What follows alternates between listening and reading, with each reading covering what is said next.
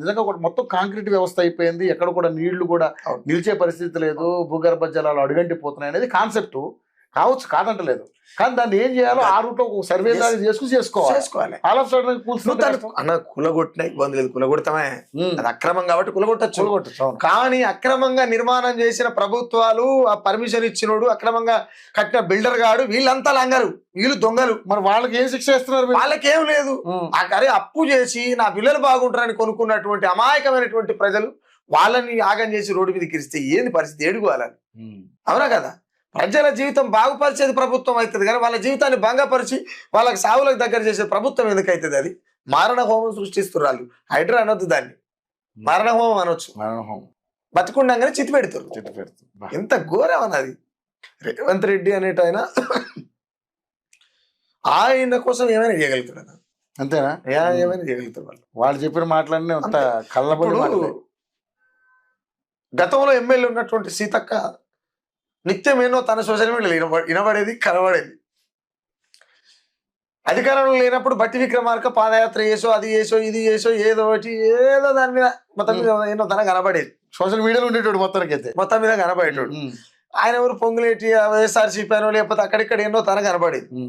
తర్వాత ఇంకా ఆయన పేరు ఉత్తమ్ కుమార్ రెడ్డి, కోమరెడ్డి వెంకరెడ్డి, రాజగోపాల్ రెడ్డి, వీళ్ళంతా ఏనో తన కనబడేది. ఎప్పుడైతే రేవంత్ రెడ్డి ముఖ్యమంత్రి అయిన తర్వాత వీళ్ళంతా అటపావులేరు, కనబడతలేరు. అవును. ఇప్పటిదాకా హోంమంత్రి లేడు. మరి హోంమంత్రి ఎవరు అన్నట్టు? హోంమంత్రి లేడు. విద్యాశాఖ ఎవరు అన్నట్టు? ఇంకా 6 మంత్రులు ఆయన కిందనే ఉన్నాయి. ఇంకెంతవరకు ఎవరిని ఆయనే అన్న. నేను ఇంకోటి చెప్పినాను, మొన్నటి దాకా కేసీఆర్ నియంత, కానీ నియంతలకే నియంత రేవంత్.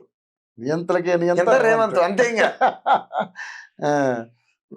నేను నెక్స్ట్ రేవంత్ మీద మళ్ళీ ఒక పాట చేస్తున్నాం అన్న.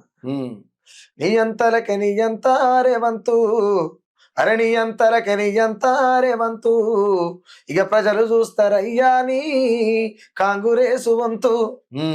దీని టైప్ ఆఫ్ ఒక పాట చేస్తున్నాం. అంటే తెలంగాణ ప్రజలు కాంగ్రెస్ ప్రభుత్వం ఇప్పుడు కదా నువ్వు, అది గతంలో అనేక సార్లు కూడా హింసను ప్రోత్సహించినటువంటి వేదిక. ప్రజాపాలన అంటున్నారు కదన్నా, ప్రజాపాలన ప్రజల కోసం. పైశాచిక పాలన, ప్రజాపాలన ఎవరు చెప్పారన్నా మీకు? భలే ఉన్నారు. ఇప్పుడు హైడ్రా ప్రజలను చూస్తే అనిపిస్తలేదా అన్న? ఇచ్చిన హామీలు సంవత్సరంగా వస్తుంది, ఇప్పటిదాకా ఒకటి అమలు కాలి. ఏది పెంచుతున్న పింఛన్లే, ఇస్తున్న రైతు బంధు ఏది కళ్యాణ లక్ష్మి ఏది? ₹1,00,000 ఇచ్చుడే కాదురా నాయన, ₹1,00,000 కట్నంతో పాటు తులం బంగారం ఇస్తా అని చెప్పాడు.